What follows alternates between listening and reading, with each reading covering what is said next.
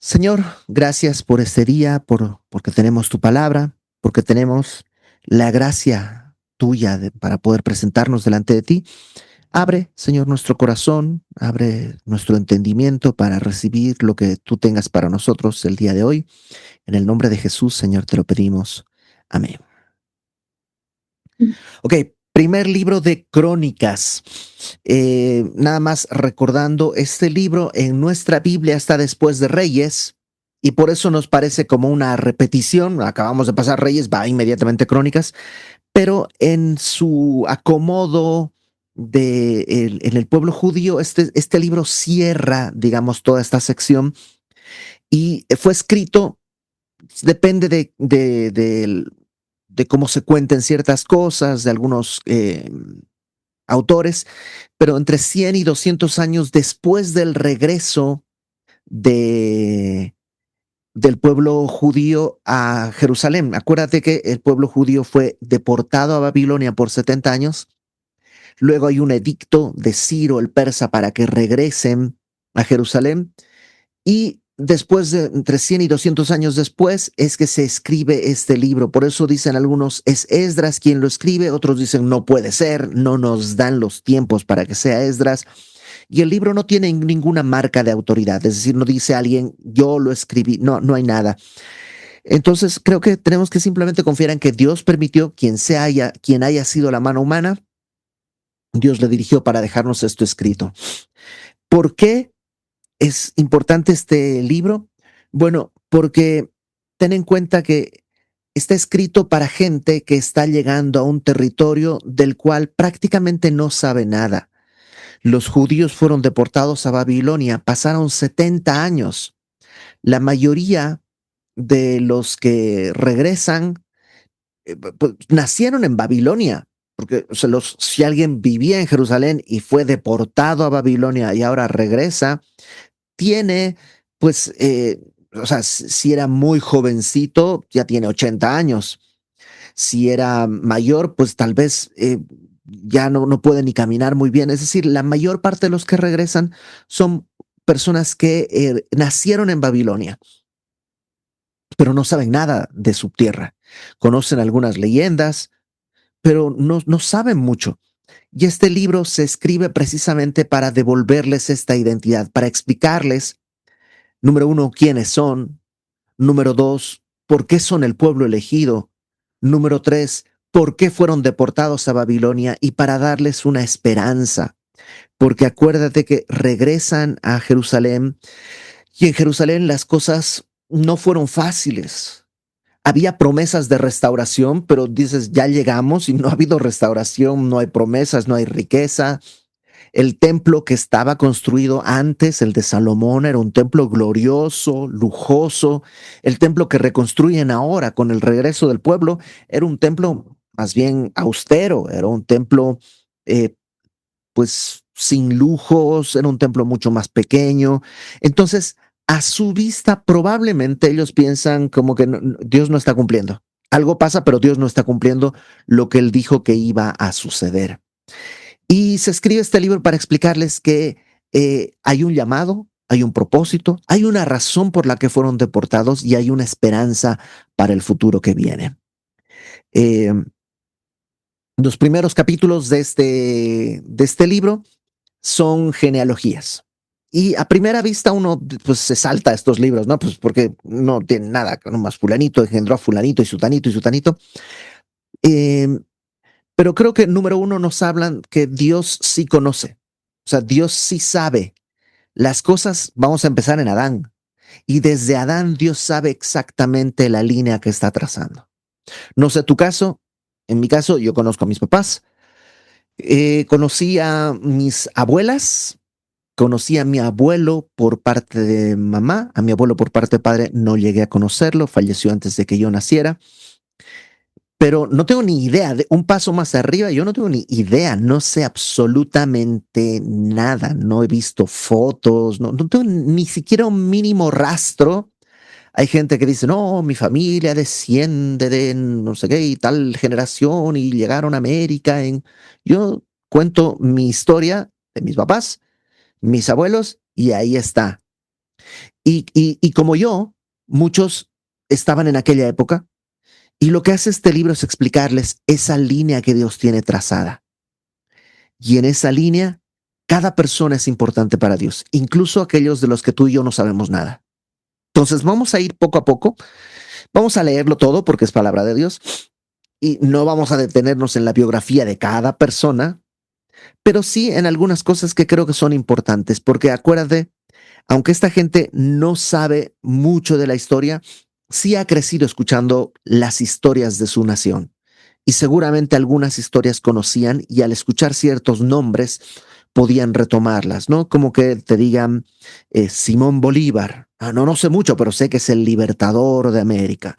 O, no sé, Benito Juárez, o de esos personajes que en la historia en sí mismos son un pivote, ¿no? Un punto central para el desarrollo histórico. Bueno, vamos, capítulo 1 de Primera de Crónicas.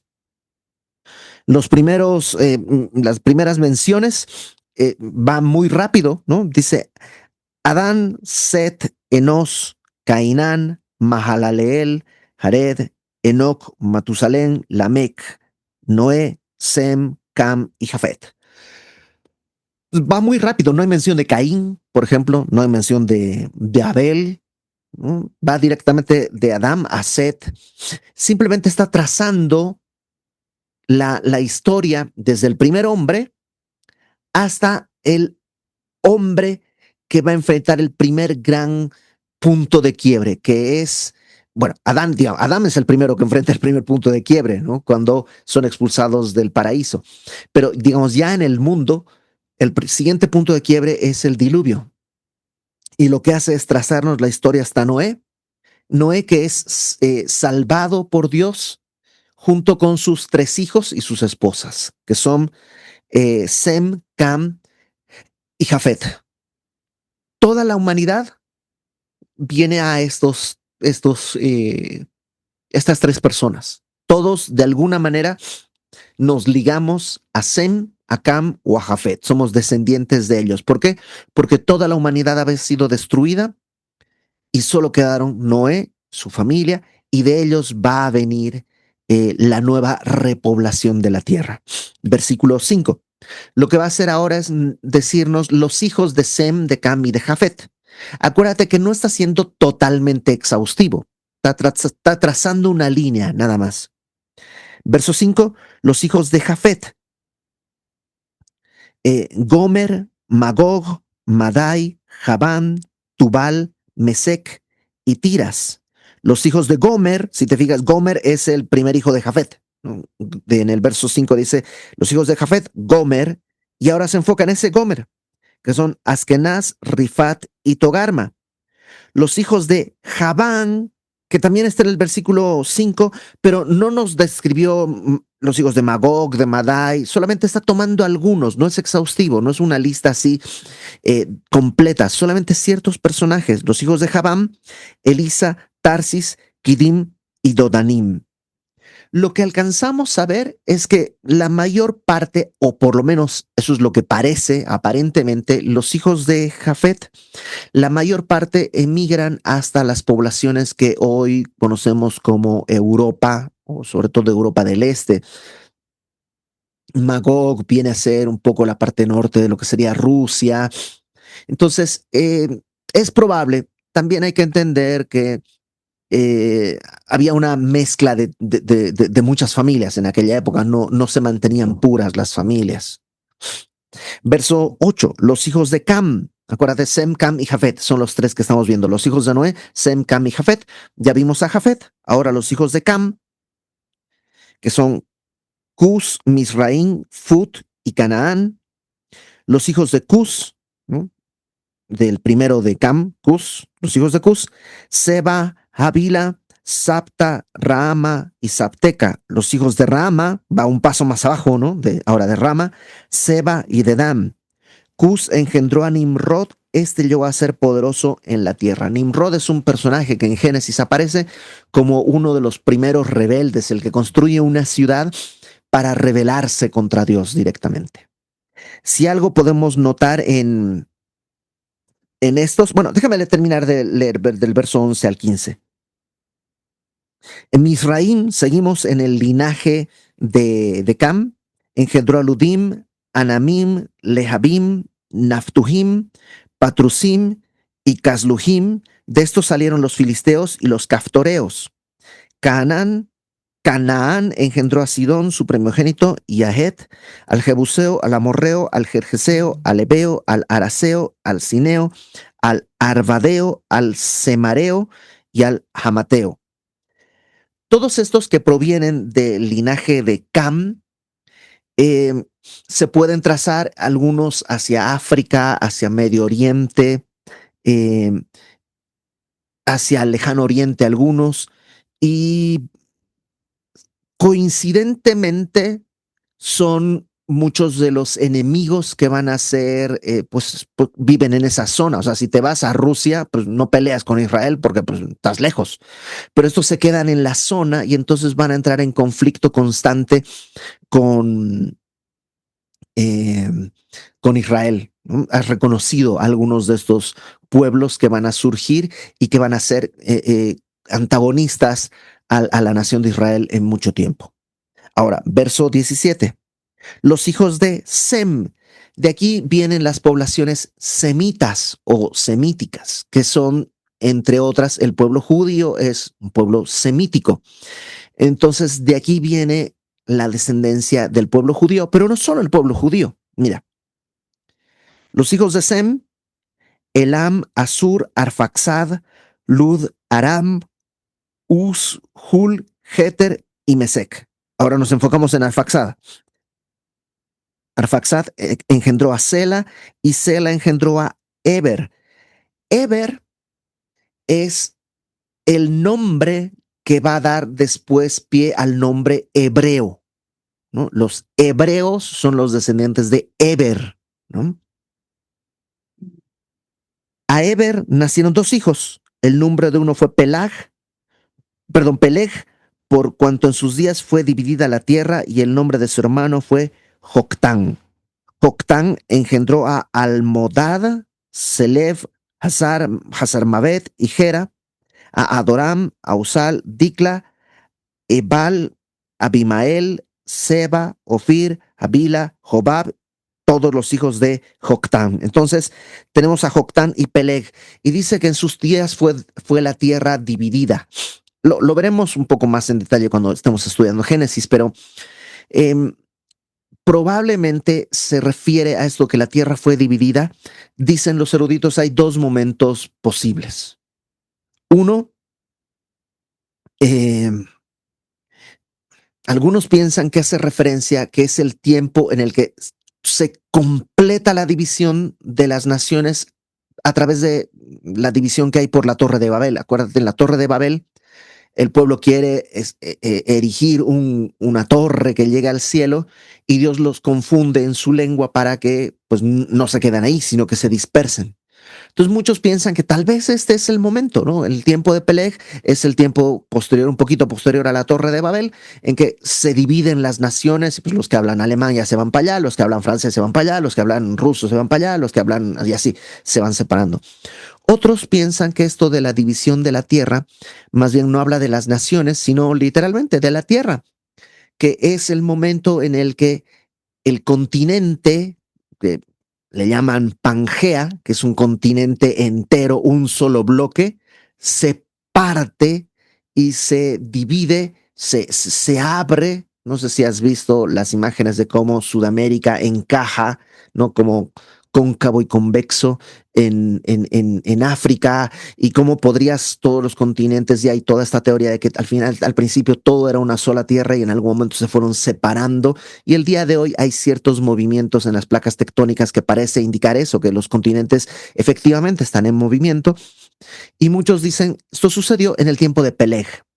Te repito, los pros, los contras y las razones y las evidencias y todo los veremos cuando estemos hablando de esto mismo en Génesis, pero pareciera que ese es el momento en que sea esa división, y por eso tienes canguros en Australia, porque se quedaron ahí, y ya no canguros en Sudamérica, ¿no? Verso eh, 24. Vuelve a trazar la línea, para que por si te hiciste bolas, vuelve a hablar de Sem, es decir, Sem fue la cabeza, ¿no? En el verso 17 está Sem, Elan, Arfaxad y así va, pero no, pero regresa a Sem para que volvamos a retomar el hilo. Dice Sem, Arfaxad, Sela, Eber, Peleg, Reu, Serug, Nacor, Tare y Abraham, el cual es Abraham. Y aquí hace esta línea para volver a un punto central, Abraham. Porque Abraham es aquel que Dios escoge para a través de él, haciéndole una promesa, Dios le dice, déjala tu tierra y tu parentela y ve a la tierra que yo te indicaré, yo te mostraré. Haré de ti una gran nación, te bendeciré y por ti serán benditas todas las naciones de la tierra. Esa promesa Dios se la hace a Abraham cuando Abraham está todavía en tierra de idólatras, está en Ur de los Caldeos, según lo que nos cuenta el libro de Josué, adorando a otros dioses, cuando Dios se revela y lo llama, ¿no? Y aquí está trazándonos cómo llegamos a Abraham. Acuérdate, fue desde Adán a Noé, de Noé, Sem, Cam, Jafet, y de Sem llegamos hasta Abraham con esta línea que nos está trazando, ¿no? Verso 28. Ahora hablemos de Abraham, ¿no? Los hijos de Abraham, Isaac e Ismael. Esos son los primeros dos hijos. Tú conoces la historia. Dios le había prometido a Abraham una descendencia, pero nomás no tenía hijos. Se hacía más viejo y su esposa más vieja también, y no tenían hijos. Y entonces Sara le dice, pues ten hijos con mi esclava, con Agar, y a través de ella, a lo mejor Dios va a cumplir esto. Y a través de ella viene Ismael. Y luego Dios le dice, no, hijo, yo te hice una promesa, yo la voy a cumplir. Incluso lo visita en su tienda. ¿Te acuerdas? Un día Dios mismo baja a la tienda de Abraham y le dice, de aquí a un año Sara va a estar embarazada. Y Sara se ríe porque no lo cree.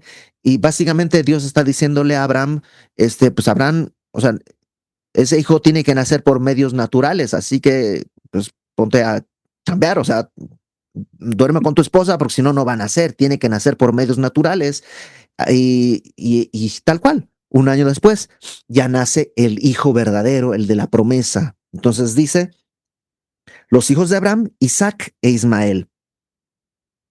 Y estas son sus descendencias. El primogénito de Ismael, Nebaiot, después Sedar, Abdeel, Mibsam, Misma, Duma, Masa, Hadad, Tema, Getur, Nafis y Sedema. Estos son los hijos de Ismael. ¿Mm? Acuérdate, Abraham con Agar vino Ismael y ahora tenemos el linaje de Ismael. Ahora, Abraham tuvo con Sara, tuvo a Isaac. Pero después de la muerte de Sara, tuvo otra concubina, ¿no? Se ve que Abraham, pues, dijo, todavía estoy en circulación, entonces, pues, tuvo su concubina, que es Setura, y tuvo otros hijos con Setura.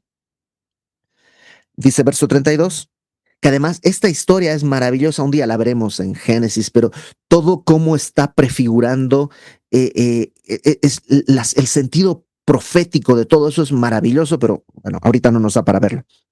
Setura, concubina de Abraham, dio a luz a Simram, Joxán, Medán, Madián, Isbac y Sua. Los hijos de Joxán, seguimos en esa línea de Setura, Seba y Dedán. Los hijos de Madián, Efa, Efer, Hanok, Abida, Elda. Todos estos fueron hijos de Setura. Entonces ya nos va trazando el mapa. Vamos ahora a verso 34. Ahora el linaje viene a partir de Isaac. ¿No? Pasamos de Adán a Noé, de Noé tenemos Sem, Cam, Jafet, de Sem pasamos a Abraham, de Abraham tenemos la descendencia de parte de Ismael, la descendencia de parte de Setura, su última esposa, y ahora vamos el linaje de Isaac, que es el de la promesa. Abraham engendró a Isaac y los hijos de Isaac fueron Esaú e Israel. Israel es Jacob. El nombre original era Jacob. Dios le cambia el nombre porque Jacob quiere decir como el engañador o el que suplanta, el que toma por el calcañar. En México diríamos el gandalla, ¿no? Es el que se aprovecha. Y Dios le cambia el nombre cuando hay una pelea que tiene Dios con Jacob y le descoyunta la cadera y entonces le dice, ganaste, has vencido y ahora te vas a llamar Israel, ¿no? Lo cual es siempre hermoso porque cuando vence Jacob, cuando es derrotado. Porque es como que Dios todo el tiempo ha estado correteándolo y Jacob no se deja. Y hay un momento en que Dios dice, oye, aquí, y prum, lo derrota, y entonces dice, venciste. Porque vencemos cuando Dios nos derrota verdaderamente. Verso 35. Los hijos de Esaú, el primogénito, el que salió primero, ¿no? Esaú y Jacob, salió primero Esaú, y su descendencia son Elifaz, Reuel, Jeús, Jaalam y Coré. Los hijos de Elifaz, Temán, Omar, Sefo, Gatam, Cenaz, Timna y Amalek. Los hijos de Reuel, Nahat, Sera, Sama y Misa. Los hijos de Seir, este Seir es un misterio, no se sabe mucho porque no lo menciona antes, nomás aparece ahí. En Génesis es mencionado como Seir Oreo, que evidentemente tiene que estar en lo que luego se llamó los montes de Seir, y está puesto aquí porque Esaú también le van a llamar Edom, y el monte de Seir está en Edom. Esaú conquista ese territorio, entonces por ahí nos cuentan de este Seir, pero no sabemos exactamente quién es. Bueno, ni exactamente ni aproximadamente, solo sabemos que le llaman Seir Oreo, y pues ya Oreo con H, ¿no? No estés pensando en las galletas, sino es con H. Los hijos de Seir, Lotán, Sobal, Sibeón, Aná, Disón, Eser y Disam. Los hijos de Lotán, Ori, Homam y Timna fue hermana de Lotán. Los hijos de Sobal, Albán, Manahat, Ebal, Sefo y Onam. Los hijos de Sibeón, Ajá y Aná. Disón fue hijo de Aná. Los hijos de Disón, Amram, Esban, Itran y Kerán. Los hijos de Eser, Bilhan, Saabán, Haacán. Los hijos de Disán, Uz y Aram. Estamos hablando de toda esta zona de Seir, que luego va a ser Edom, donde se va a vivir Esaú, donde va a conquistar. Y estos son los reyes que reinaron la tierra de Edom, por eso nos hizo todo ese contexto. Estos son los reyes que reinaron en la tierra de Edom antes que reinase el rey sobre los hijos de Israel. O sea, ya había rey en Edom antes de que hubiese rey sobre Israel. Bela, hijo de Beor, el nombre de su ciudad fue Dinaba. Muerto Bela, reinó en su lugar Jobab, hijo de Sera, de Bosra. Y muerto Jobab, reinó en su lugar Husam, de la tierra de los Temanitas. Muerto Husam, reinó en su lugar Hadad, hijo de Bedad, el que derrotó a Madián en el campo de Moab, y el nombre de su ciudad fue Avit. Muerto Hadad, reinó en su lugar Samla de Masreca. Muerto también Samla, reinó en su lugar Saúl de Rehobot, que está junto al Éufrates. Muerto Saúl, reinó en su lugar Baal Hanán, hijo de Acbor. Muerto Baal Hanán, reinó en su lugar Hadad, el nombre de cuya ciudad fue Pai, y el nombre de su mujer Mehetabel, hija de Matred, hija de Mesaab. Muerto Hadad, sucedieron en Edom los jefes Timna, Alba, Getet, Aholibama, Ela, Pinón, Cenaz, Temam, perdón, Mipsar, Magdiel e Hiram. Estos fueron los hijos, perdón, los jefes de Edom. Entonces nos está trazando un panorama. Nuevamente, para nosotros estos son trabalenguas, ¿no? Nombres raros, pero Dios lo que está mostrando es, yo tengo el control de cada detalle, cosas que tú y yo no sabemos, ni siquiera estamos conscientes, y Dios tiene el control y el cuidado. Eh, eh,